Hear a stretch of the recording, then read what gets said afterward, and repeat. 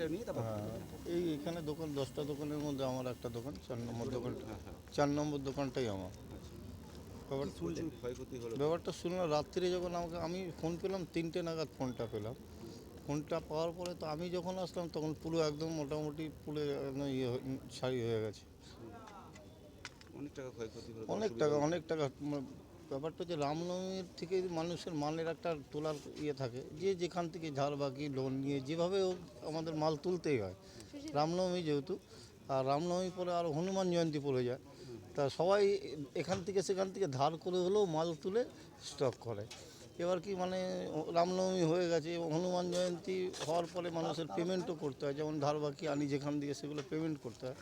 কিন্তু কালকে রাত মোটামুটি 12টা, 11:30, 12টার সময় আমরা, দিকেই বলা যায় হ্যাঁ আমরা তো মোটামুটি 12টা নাগাদ ধরেন গেছি, গিয়েছেন গেছে 3টে নাগাদ, মানে 3টে নাগাদ হয়েছে। তার মধ্যে আর সারাদিন সকাল থেকে 6টার থেকে পরিশ্রম করার পরে এবার রাত্রিরে কারো সম্ভব না যে টাকা গুছিয়ে গুনে রেখে করে, তা মোটামুটি যে যার টাকা ওখানে রেখেই বাড়িতে চলে গেছে, জানে সকালে এসে যারা যারা আসবে যাদের লাড্ডু টাড্ডুর পেমেন্ট করার করব, বাদ বাকি আদার্স বাইরেও পেমেন্ট থাকে সেগুলো পরে করব, এইভাবে চলে গেছে। কিন্তু এ তো এরম পরিস্থিতি হবে তো কেউ বুঝতে পারিনি ঘটনাটা।